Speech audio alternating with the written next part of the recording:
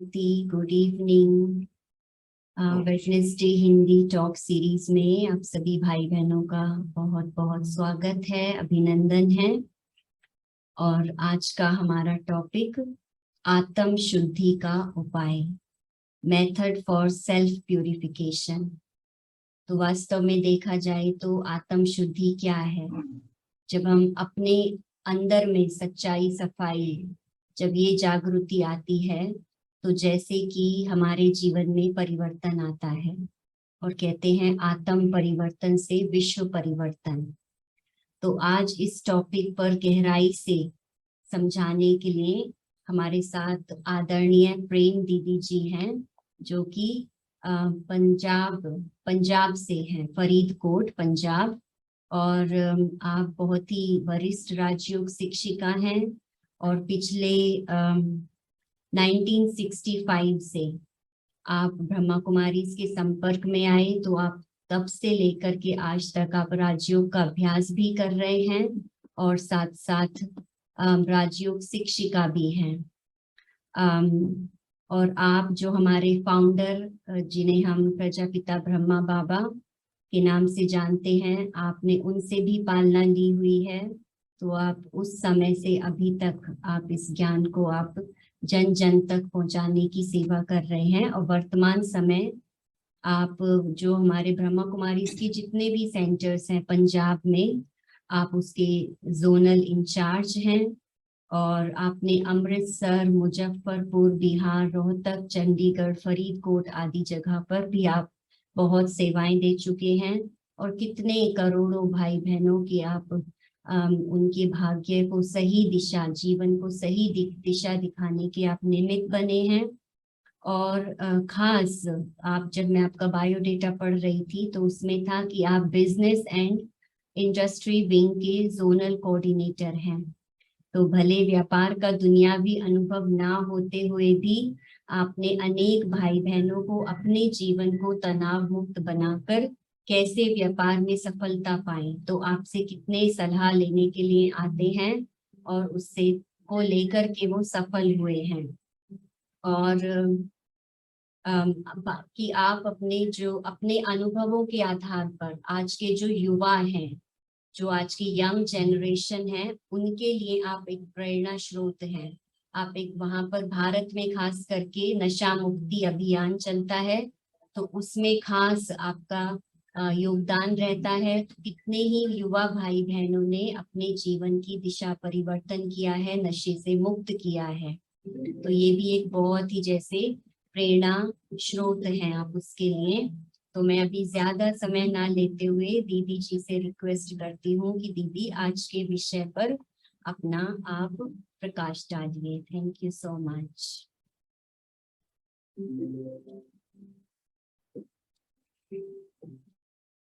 ओम शांति।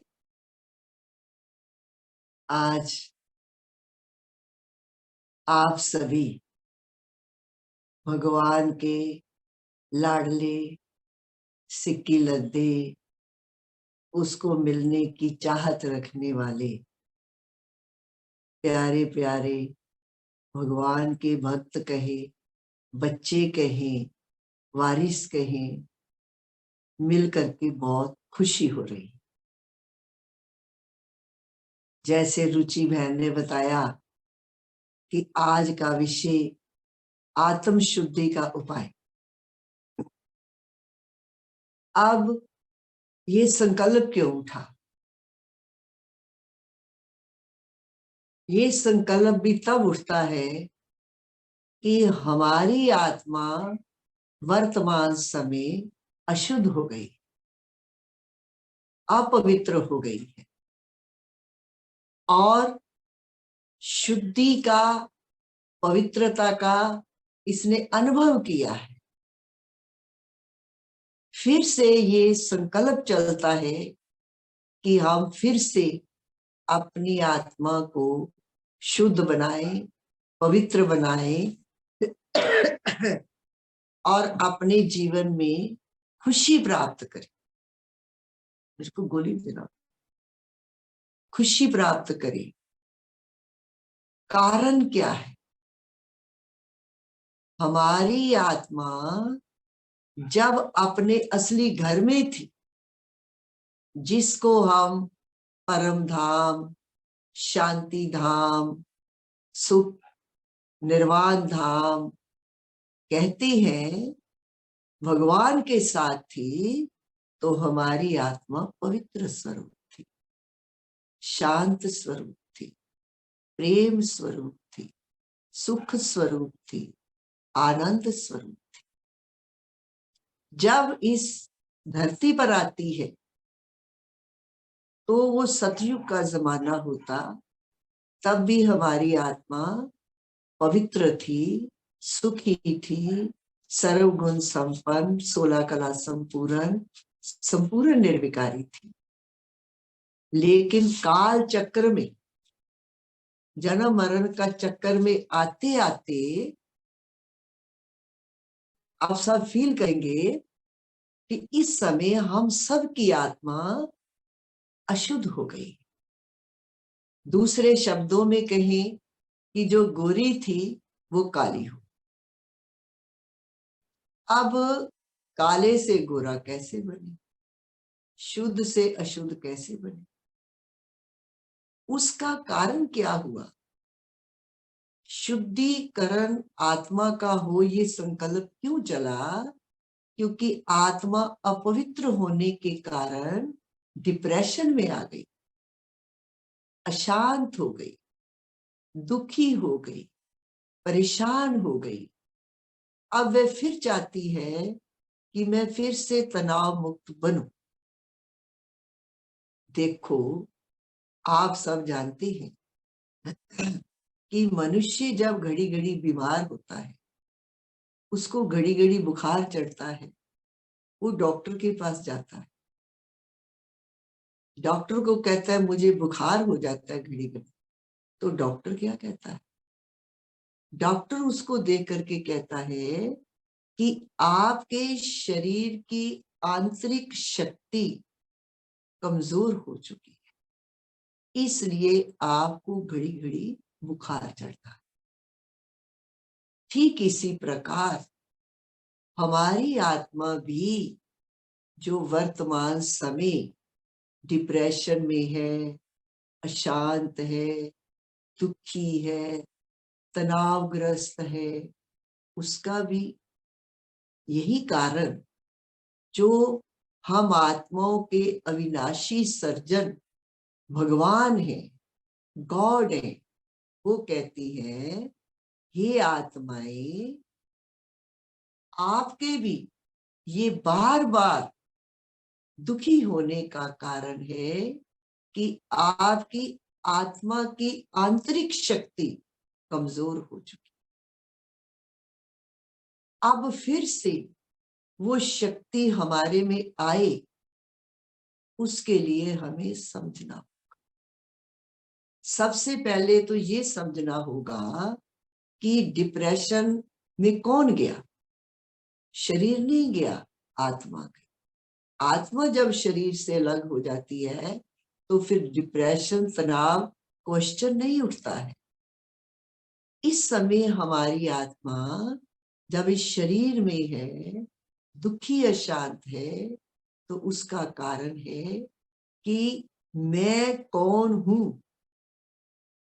इन आंखों द्वारा देखने वाली, इस मुख द्वारा बोलने वाली, इन कानों द्वारा सुनने वाली, इस शरीर की कर्म इंद्रियों द्वारा कर्म करने वाली मैं कौन? जब मैं अपने आप को ही भूल गई तो मुझे तनावग्रस्त होना ही था। तो सबसे पहले मुझे ये जानना है। कहती हैं कि स्वामी विवेकानंद जब प्रथम बार अपने गुरुजी के आश्रम में गए और दरवाजा खटखटाया, अंदर से आवाज आई, कौन?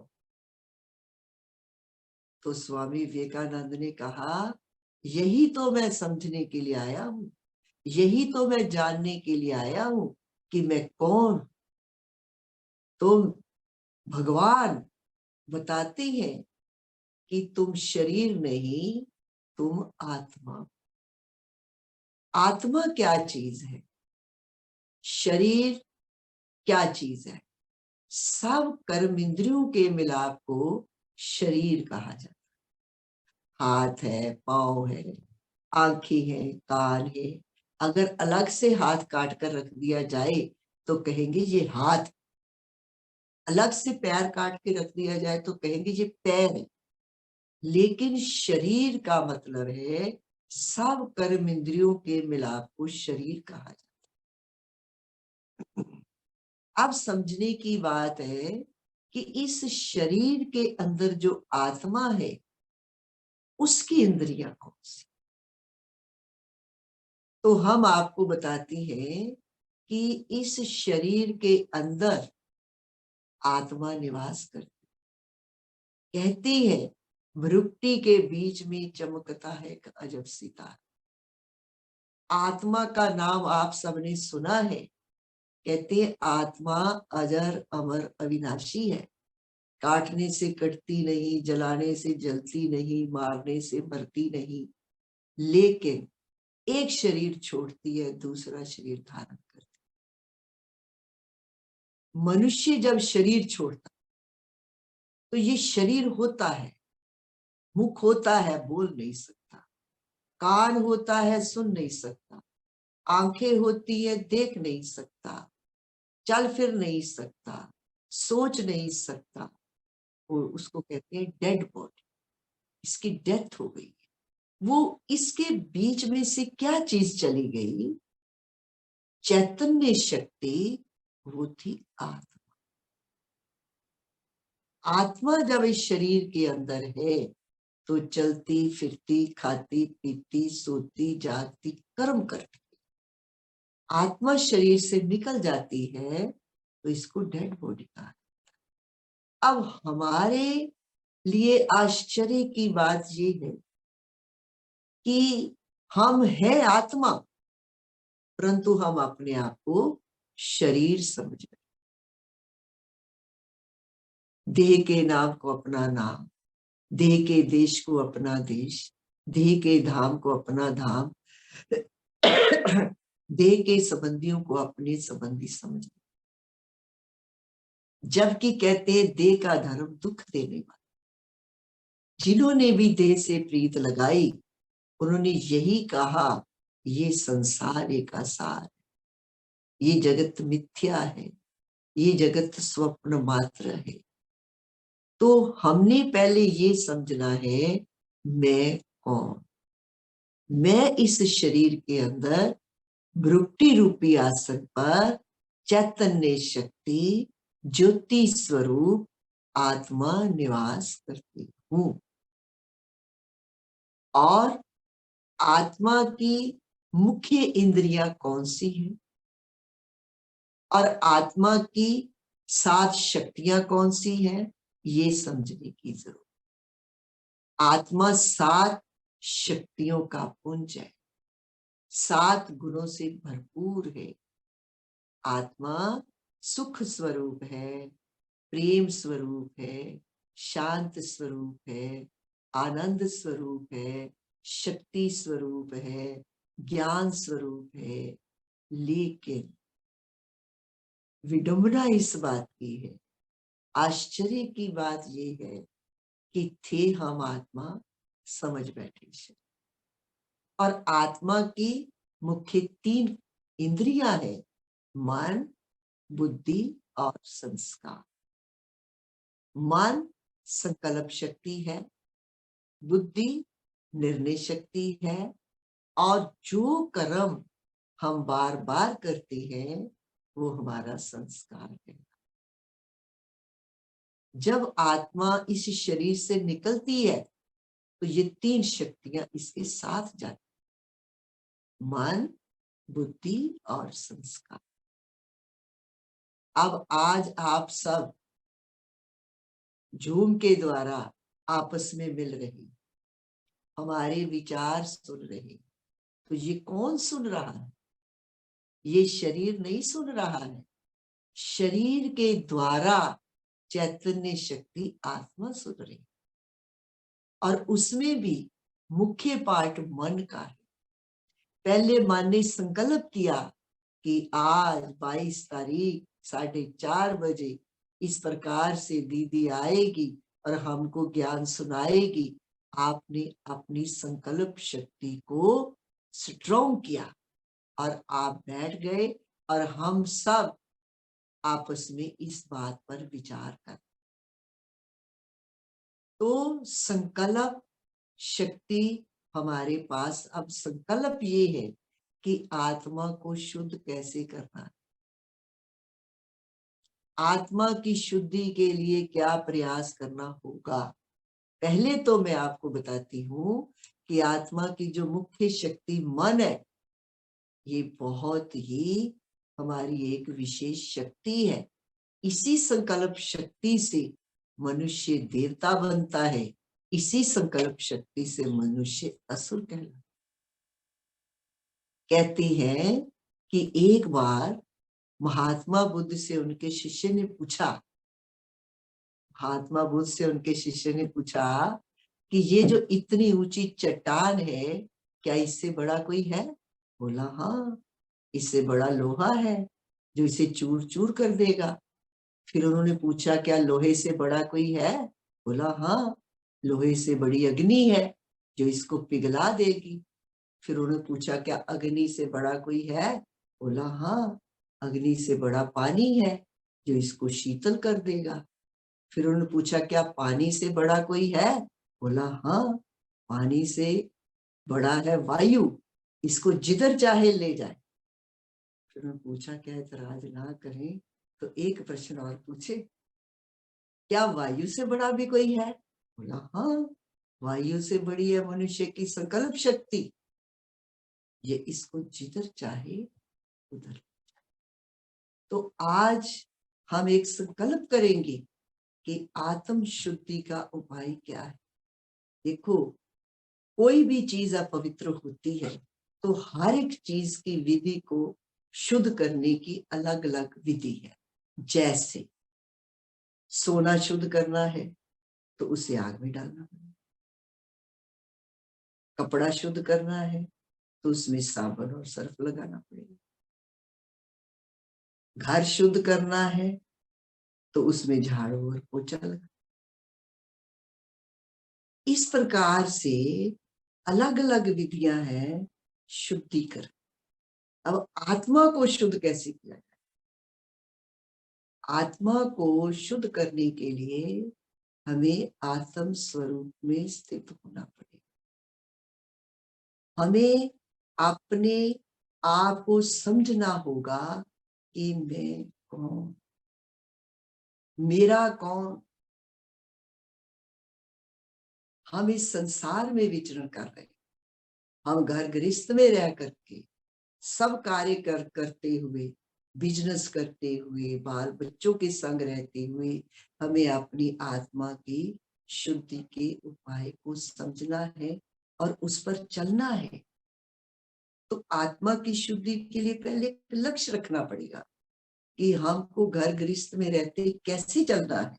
मैं आपको बताती हूँ कि 4 प्रकार के व्यक्ति होते हैं। 4 प्रकार के व्यक्ति होते हैं।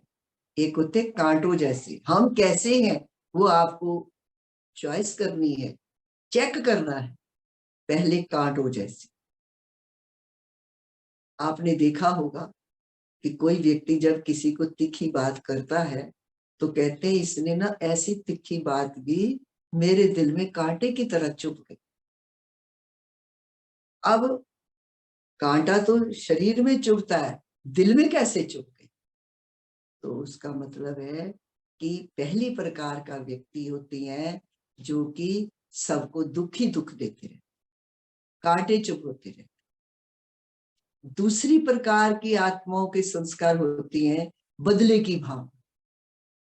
किसी ने कुछ कहा नहीं और उसको रिएक्ट किया नहीं, फौरन बदले की भावना। और फिर बदले की भावना, कोई तो उसी समय बदला लेने की कोशिश करता है, कोई 7 दिन, इसमें फिर हर एक आत्मा की अपनी अपनी कैपेसिटी है। कोई 7 दिन बाद, कोई 5 साल बाद, कोई 10 साल बाद बदला लेने की सोचता है।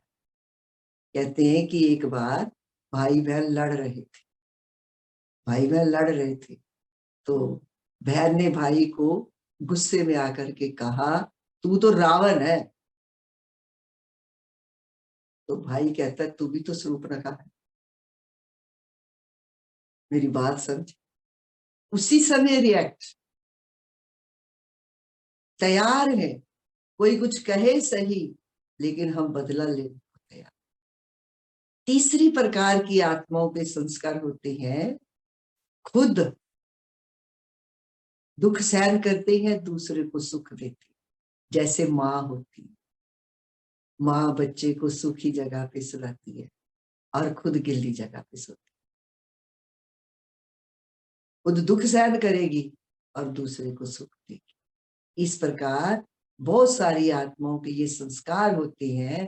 कोई बात नहीं, हमें दुख मिला तो मिला, लेकिन दूसरे को सुख मिले। ये अक्सर माताओं में संस्कार होता है सहन शक्ति। चौथी प्रकार की आत्माओं के संस्कार होते हैं फूल जैसे। फूल खिला हुआ होता है, उसको देखकर सबको खुशी होती है, और फूल में गुल भी होती है। इस प्रकार कई मनुष्यों का जीवन बहुत ही मीठा स्वभाव होता है। दैवी गुणों की खुशबू होती है। उठना बैठना बोलना चालना हर प्रकार से फूल जैसा होता है। तो हमको कैसा बनना, हम किस प्रकार का व्यक्ति पसंद करेंगे? फूल जैसा। भगवान भी कहते हैं कि हे आत्मन, तुम कमल फूल समान बनो। कमल के फूल की क्या विशेषता होती है? वो रहता तो कीचड़ में है, कीचड़ में रहते हुए वो न्यारा और प्यारा। इसी प्रकार भगवान कहते हैं, हे आत्मन, तुम इस संसार में रहते हुए, घर गृहस्थ में रहते हुए, बाल बच्चों के संग रहते हुए, कारोबार करते हुए, बिजनेस करते हुए, ऑफिस में काम करते हुए, तुम कमल फूल के समान न्यारे और प्यारे। गीता में भी आता है कि हे अर्जुन, तू साक्षी दृष्टा होकर के काम कर। दृश्य और दृष्टा, हम दृष्टा है, और जो भी इस संसार में कारोबार चल रही है, इस दृश्य को न्यारा और प्यारा होकर के हम। तो फूल जैसा बनने के लिए, पवित्र और शुद्ध बनने के लिए हमें क्या करना होगा? हमें आत्म स्वरूप में स्थित होना, हमें उस भगवान के साथ अपना योग लगाना होगा, जिसको हम मेडिटेशन कहते हैं। अपने आप को समझ करके मैं कौन और मैं किसकी संतान, इसको समझ करके जब हम पवित्रता के सागर के साथ अपना संबंध जोड़ेंगे, तो अवश्य ही हमारी आत्मा पवित्र बने।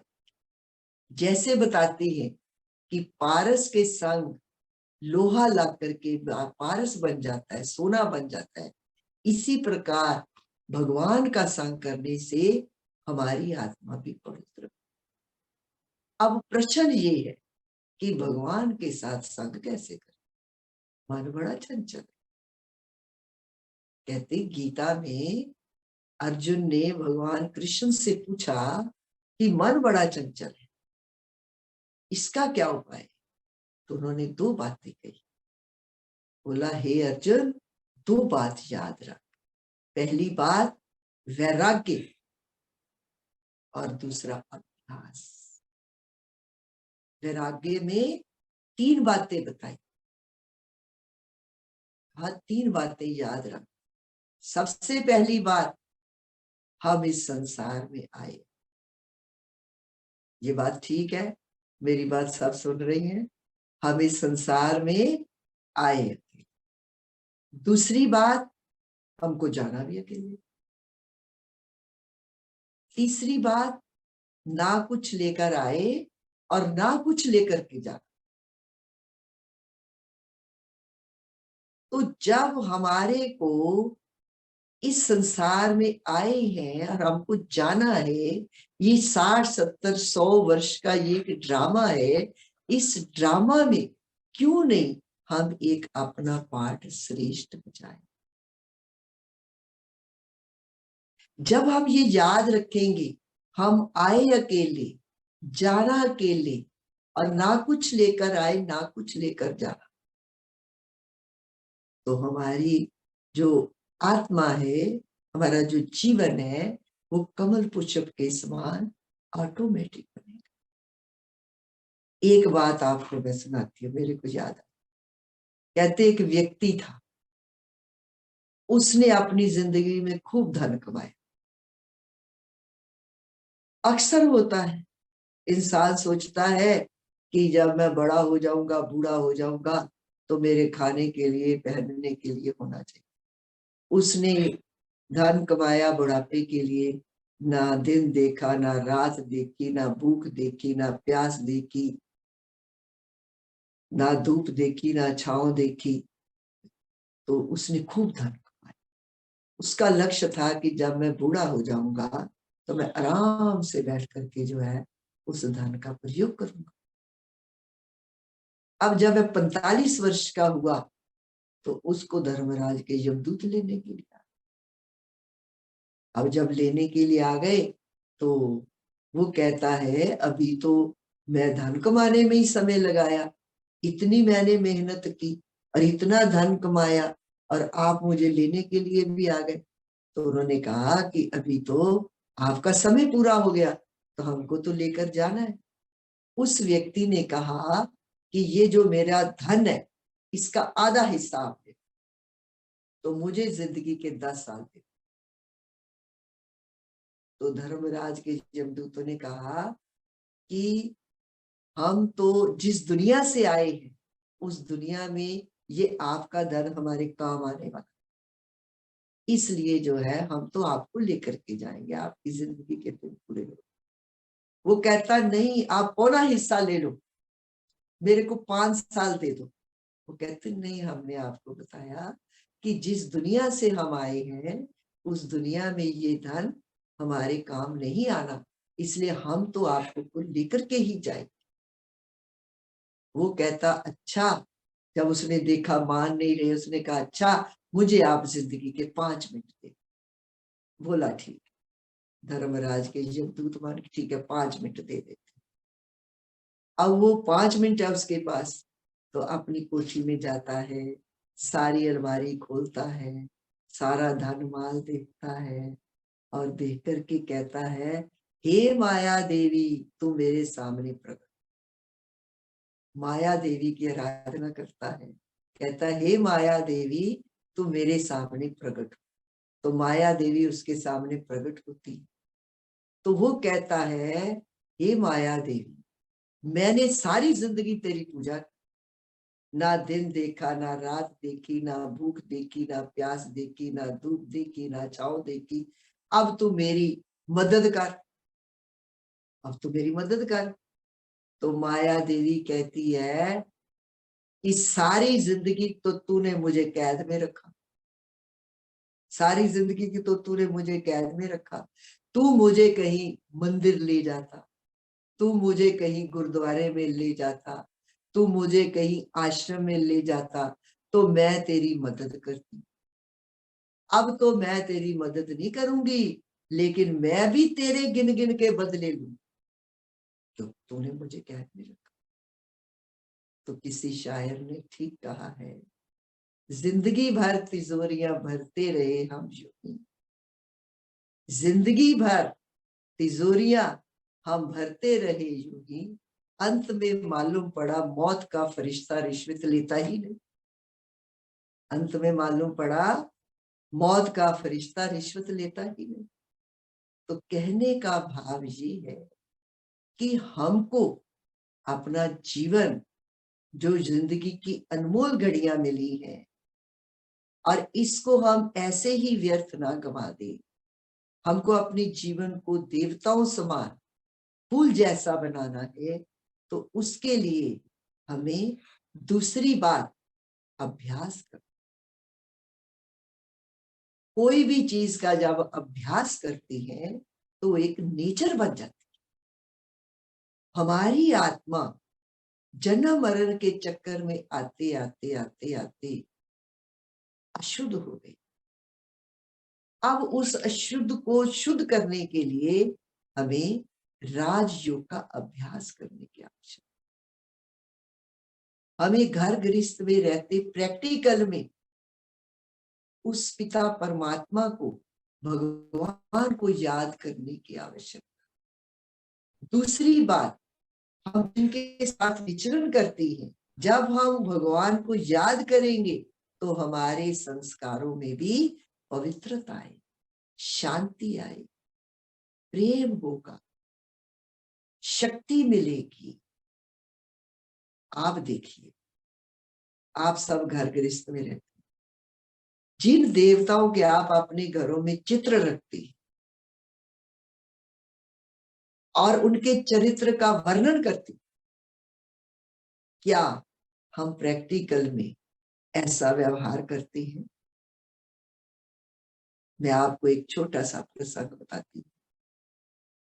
कहते हैं कि श्री रामचंद्र जी जब रावण पर विजय प्राप्त करके वापिस अयोध्या नगरी आ रहे थे तो उनके साथ लक्ष्मण भी थे, सीता जी भी थे, सुग्रीव भी थे, विभीषण भी थे। और अयोध्या नगरी के बाहर जहां पर उनका विमान उतरना था, अयोध्या वासियों को बहुत खुशी थी और अयोध्या वासी सब, जहां पर विमान उतरना था, सब वहां पर उनका स्वागत करने के लिए जा रहे थे। उसमें माता सुमित्रा भी थी, माता कुशल्या भी थी और माता कैकेयी, सब जा रहे।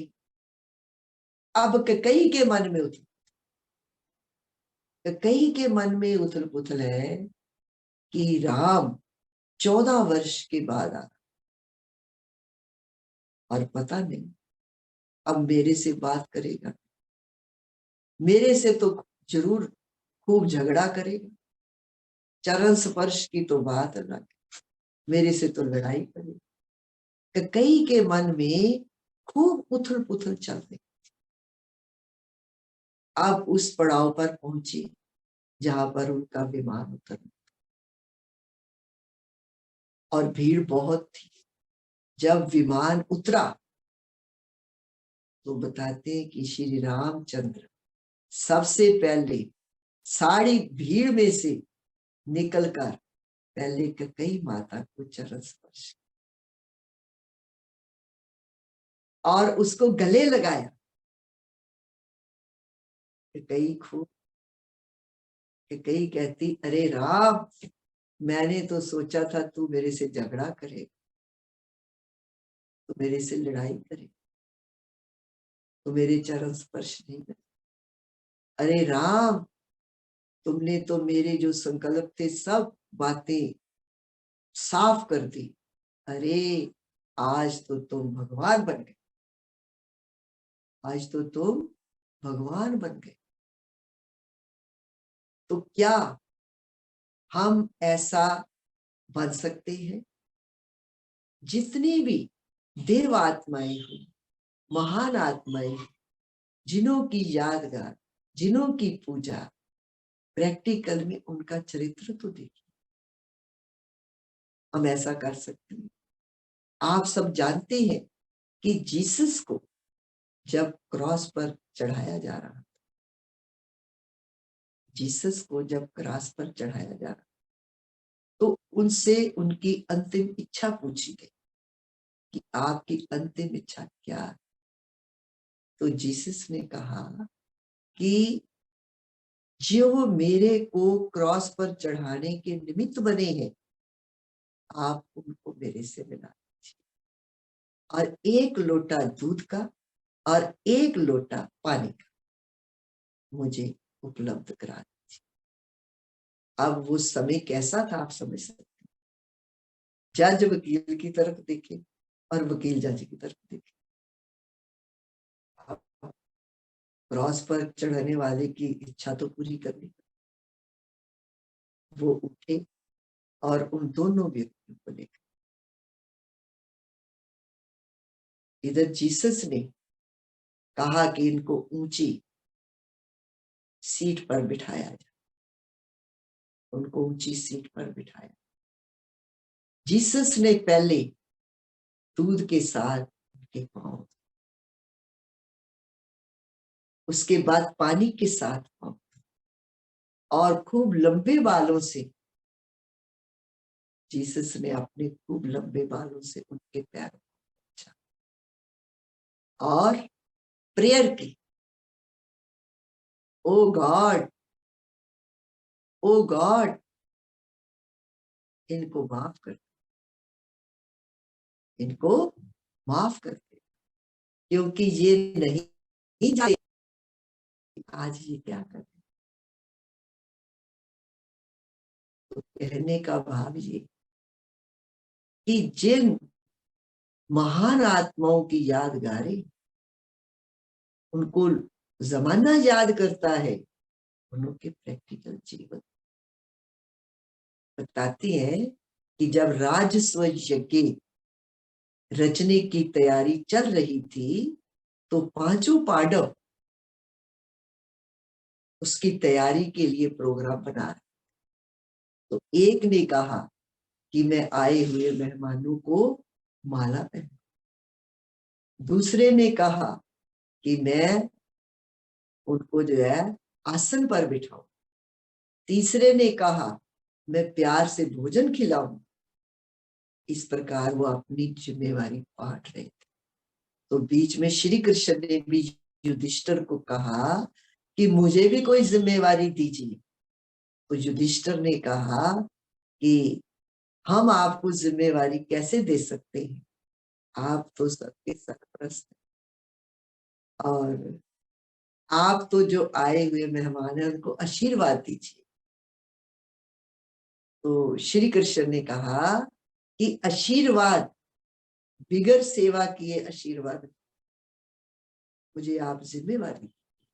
तो युधिष्ठिर ने कहा कि आप खुद ही जिम्मेवारी जो भी लेनी है आप खुद लीजिए। तो श्री कृष्ण ने कहा पहली बात, मैं आए हुए मेहमानों की चरण पादुका साफ करके उचित स्थान पर, आए हुए मेहमानों की चरण पादुका साफ करके उचित स्थानों पर। और दूसरा, जब सब प्रीति भोजन कर लेंगे उन सब की जूठी पतले उठाने का और उचित स्थान पर रखने का कार्य। तो ये क्या है, ये निर्वाण, ये महानता है, त्याग है, तपस्या है, प्यार है, सेवा भाव है। तो इसी प्रकार हम आत्मा भी जब उस परमात्मा को याद करती है, वो पवित्रता के सागर है, जब हमारी आत्मा पवित्र बनती जाती है तो प्रैक्टिकल घर गृहस्थ में रहते हुए हमारा जीवन श्रेष्ठ बनता है, श्रेष्ठ व्यवहार होता है। उसके लिए हमें क्या करना है, आत्मा का संग भगवान से करना। उसको कहते हैं सत्यम शिवम सुंदरम, वो सत्य है, गॉड इज ट्रुथ। शिवम, वो कल्याणकारी है। सुंदरम, उसकी सुंदरता को कभी तार, वो जन्म मरण के चक्कर से न्याय। तभी आप देखें शिव की प्रतिमा के साथ सदा शिव का प्रयोग होता है, क्योंकि वह जन्म मरण। तो ऐसी पवित्र आत्मा के साथ जब हम योग लगाते, जब हम चलते फिरते उठते बैठते खाते पीते सोते जागते उनको याद करते, अपने आप को ये महसूस करते हैं कि मैं कौन, मैं देह नहीं, मैं शरीर नहीं, मैं आत्मा। मैं आत्मा शांत, मैं आत्मा शांत, मैं आत्मा पवित्र स्वरूप, मैं आत्मा शक्ति स्वरूप,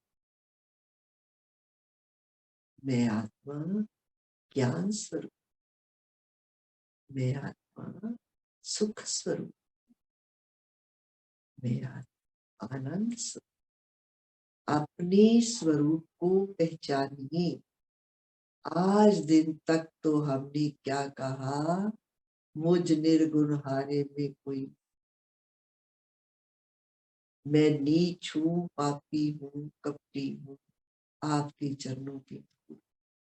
लेकिन भगवान कहते हैं नहीं, तुम बहुत ऊंच हो, तुम महान हो, तुम मेरी संतान हो, तुम 7 गुणों से भरपूर हो। अपने आप को पहचान। और आत्मा का स्वरूप ज्योति स्वरूप, ज्योत स्वरूप आत्मा रुक्ति के बीच में,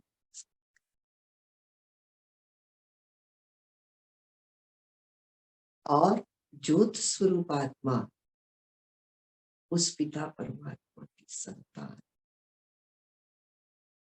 और जब चलते फिरते हम ये मानते हैं कि मैं उसका बच्चा हूं, वो मेरा पिता है, गीता में भी आता है, हे अर्जुन कर्म करते हुए तो मुझे याद,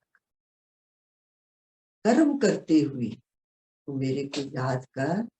कहते योगा कर्म सुकौशलम, योग में रहकर कर्म करने से कर्मों में श्रेष्ठता, कर्मों में खुशी आती, कर्मों में शक्ति आती, कर्मों में पवित्रता।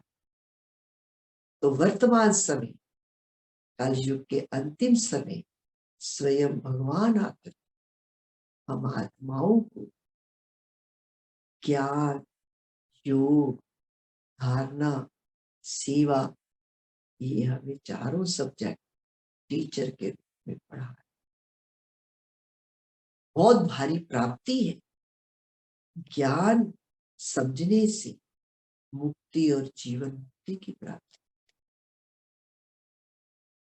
योग लगाने से हमारी आत्मा सर्व शक्तियों से भरपूर, धारणा का सब्जेक्ट हमारी आत्मा गुरु से भरपूर, सेवा के द्वारा हमारी आत्मा खुशी के खजानों से भरपूर, और संबंध संपर्क में फिर जिसके आएंगे हमारी आत्मा सबकी दुआओं की पात्र बनती, खुशी से भरपूर, सबसे महंगी दुआएं। तो इसलिए हमें अपने आत्मा को पवित्र बनाने के लिए पहले खुद समझना, और फिर अपने पिता को याद करना। और जो कहते हैं चलते फिरते उठते बैठते देहधारियों की याद आती है, उसकी जगह हमें हर समय उस भगवान को याद करना। तो हमारी आत्मा शांति, शक्ति, पवित्रता, आनंद, खुशी की प्राप्ति करेगी। ऐसा कहते हुए मैं आपको विराम देती हूँ।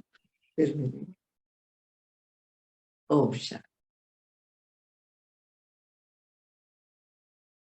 थैंक यू सो मच दीदी, आपने कितनी सारी बातें हमें अवगत कराई।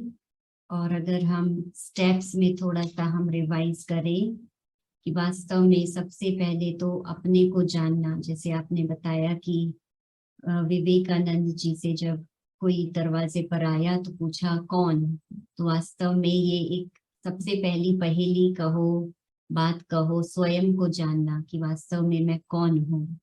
और शरीर के बारे में तो आजकल सबको नॉलेज है, हमारी ये कर्मेंद्रियां हैं, बॉडी ऑर्गन्स हैं, लेकिन वास्तव में आत्मा की शक्तियां, आत्मा की गुण कौन कौन से हैं उसके बारे में भी आपने अवगत कराया। और जैसे आप अब सुना रहे थे तो मुझे तो इतना अच्छा फील हो रहा था, आपके चेहरे से ही वो जैसे वाइब्रेशंस आ रहे थे कि शांति, सुख, पवित्रता, प्रेम, ज्ञान और शक्ति आत्मा के वास्तविक गुण। तो वास्तव में आत्मा कैसे शुद्ध से अशुद्ध बनी और फिर से कैसे अशुद्ध से शुद्ध बनाना, उसके लिए आपने कुछ एक बातें बताई। पहले तो अपना लक्ष्य निर्धारित करना है कि आत्मा को शुद्ध कैसे बनाया जाए, उसके लिए क्या लक्ष्य होगा। तो आपने 4 प्रकार की आत्माओं के बारे में बताया, तो सबको अच्छा लगा होगा, सबको एक ही आंसर होगा कि हमें कौन सा बनना है। कांटा नहीं बनना है, बदला लेने वाला नहीं बनना है, और सिर्फ अपने बच्चे के लिए या अपने किसी जानने पहचानने वालों के लिए देने वाला, सुख देने वाला नहीं बनना है, लेकिन वास्तव में फूल बनना है। एक फ्लावर के समान सबको अपनी गुणों शक्तियों की खुशबू फैलानी है। और फिर आपने वैराग्य, कि वैराग्य भी जैसे आपने कितना अच्छा एग्जाम्पल दिया कि ये लाइफ हमारी 60, 70, 100 साल का जीवन हमें मिला है, तो क्यों ना हम अपना जीवन श्रेष्ठ विचारों के साथ में श्रेष्ठ कर्म करके हम व्यतीत करेंगे। एक ड्रामा है, जैसे हम क्या साथ में ले जाएंगे। हाँ, तो माया भी उसको तिजोरी में बंद करके रखा तो क्या किया। फिर आपने अभ्यास की बात बताई कि राजयोग का जब तक हम अभ्यास नहीं करेंगे तब तक आत्मा का शुद्धिकरण नहीं हो सकता है। और फिर सबसे अंत में संबंध, हमारा परमात्मा के संग, परमात्मा से हमारा संबंध जुड़ करके जो उनकी पवित्रता है, शक्ति है, गुण है, उससे हमारा जीवन भी भरपूर हो जाए, हमारे जीवन में भी सुख शांति आ जाए। तो ये तो मेरे लिए भी होमवर्क है कि वैसे हम इजीली हम कह देते हैं आत्मज्ञान, लेकिन उसकी जितना हम गहराई में जाते हैं तो उतना ही हमें सीखने को मिलता है। तो मेरा प्रश्न है दीदी, कि आपका कोई ऐसा पर्सनल अनुभव कि जिसमें आपको रियलाइजेशन हुआ हो कि मेरा, क्योंकि कई बार हम ज्ञान तो समझते हैं लेकिन जब तक अनुभव नहीं करते हैं कि वास्तव में आत्मा क्या है, उसका स्वरूप, जैसे आपने कहा ज्योति स्वरूप है और उसकी शांति आत्मा का परम गुण है, तो क्या कभी आपने ऐसा अनुभव किया और वो कैसी वो फीलिंग थी, वो जो अनुभूति थी। तो थोड़ा सा आप अपना पर्सनल अनुभव सुनाएंगे इसके बारे में। Thank you. ओम शांति। ये तो मैं आपको बताना चाहूंगी कि मेरी जिंदगी में 2 बहुत गहरे अनुभव हैं। ऐसा अनुभव हुआ जो मेरी जिंदगी की सृष्टि ही बदल गई। बाबा 14 वर्ष तपस्या कराई। उसके बाद बाबा ने जब दादियों को सेवाओं में भेजा तो मेरा परम सौभाग्य रहा कि वो यज्ञ की पुरातन आदरणीय चंद्रमणि दादी से तीसरे दिन मेल हुआ। उन्होंने कहा कि प्रेम, तुझे योग करना आता है? मैंने कहा। तो बोला कि आप आत्म स्वरूप में, आत्मा तुम्हारी यहाँ रहती है, मेरी आत्मा को भी देखो अपनी आत्मा समझ करके। लाल लाइट जल रही थी, दीदी मुझे दृष्टि दे रही है, और वो समय था जो मैंने पहली बार आत्म स्वरूप का, कि वाकई ही मैं आत्मा स्टोर, और कुछ नहीं दिखाई दिया, चारों तरफ लाइट ही लाइट दिखाई दी, और ऐसा शांति का अनुभव हुआ जो आज भी मैं उस सीन को याद करती हूँ तो मुझे बहुत ही खुशी मिलती है, शांति मिलती है। और जब योग में बैठती हूँ तो वो जो प्रथम लेसन, मैं आत्मा शांत स्वरूप, वो मिला, आज दिन तक भी मेरे मन में घूमता है। ऐसा मैंने अनुभव। उसके बाद हम सेवाओं में समर्पण हुए, और कभी कोई ऐसा व्यक्ति भी मिला जो ज्ञान के विरुद्ध बात कर रहा है, बहुत ज्यादा बोल रहा, लेकिन जब हम आत्म स्वरूप में स्थित हुए तो वो शांत हो गए। मैं आपको अनुभव सुनाती हूँ। एक भाई आया, वो बहुत प्रश्न पूछे, उल्ट पुल्ट पूछे, कई तरह की बातें करे, संस्था के बारे में करे, लेकिन मैं अंतर्मुखता की गुफा में बैठ गई और मैंने अपने आप को समझा कि मैं आत्मा शांत स्वरूप। ये कुछ भी बोलेगा, आखिर तो एक दिन शांत होना है, कब तक बोलेगा? तो वो बोलता रहा, आखिर उसकी बोलते बोलते बोलती बात हो गई। फिर बोलते बोलते बाद में कहता, दीदी जी ओहो सॉरी, मैं तो अपनी ही बातें सुनाता रहा, अब आप भी कुछ सुनाइए। तो इसमें थोड़ी सी सहन शक्ति की जरूरत होती है। आत्म स्वरूप में जब हम स्थित होती है, शांति का अनुभव करती है, तो सामने वाला व्यक्ति भी बिल्कुल शांत हो जाता है। दूसरे को शांति का पाठ पढ़ाने से पहले अपने को शांति का पाठ पढ़ने की आवश्यकता है। तो कैसी भी परिस्थिति आए, समस्या आए, वो जैसे मक्खन से बाल की तरह निकल जाती है, ऐसा अनुभव। जी बहुत सुंदर दीदी, थैंक यू। आपने इतना अपना समय दिया हमें और आपसे रूबरू होने का हमें मौका मिला, तो ये भी एक बहुत बड़े सौभाग्य की बात है। अभी हम आपसे निवेदन करेंगे कि थोड़ा सा आप, जैसे आपने योग की बात बताई कि आपसे दादी जी ने पूछा कि आपको योग करना आता है, तो कुछ भाई बहनें हैं, वैसे तो मेडिटेशन सभी करते हैं, लेकिन खास करके जिन्होंने कभी मेडिटेशन नहीं किया है, तो कैसे हम परमात्मा से कनेक्ट हो सकते हैं। सो कुछ थोड़ी देर के लिए आप हमें मेडिटेशन का अनुभव कराएं। Thank you.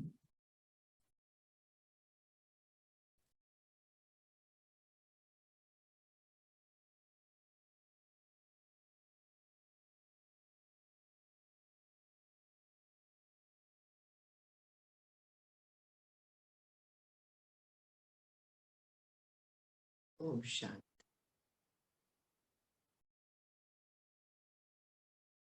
आप सभी से निवेदन है, सब तरफ से अपने मन एकाग्र करें।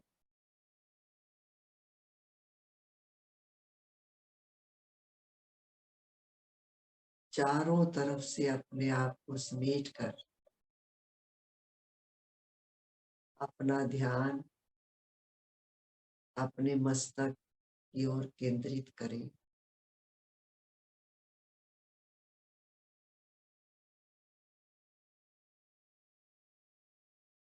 मैं आत्मा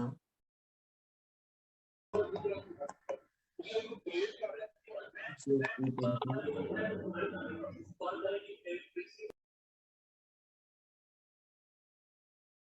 रुपटी रूपी आसन पर विराजमान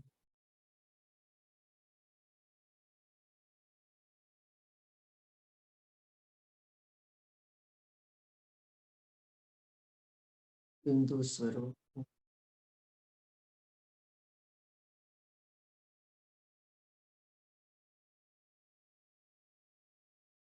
मैं आत्मा शांत स्वरूप।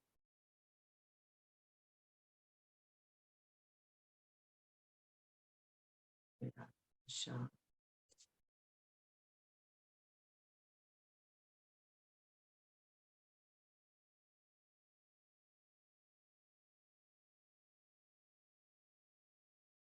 शांत स्वरूप आत्मा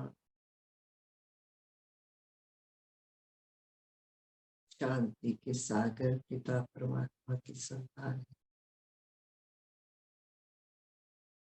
परमात्मा पिता शांति के सागर है।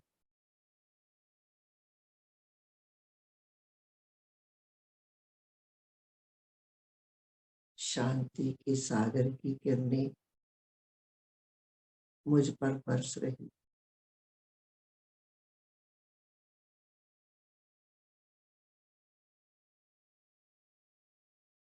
मेरा आत्मा शुद्ध होते जा।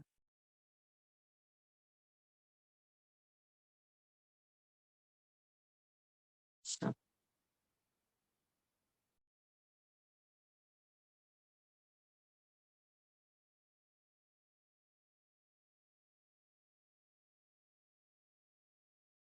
शांति, शांति, शांति, शांति।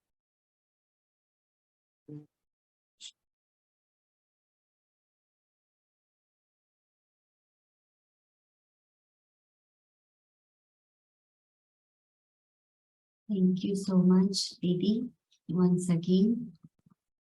Thank और जैसे आपने शांति शब्द आप बार बार यूज कर रहे थे तो बहुत ही अच्छा लग रहा था, जैसे पूरा वातावरण भी शांत होता जा रहा है।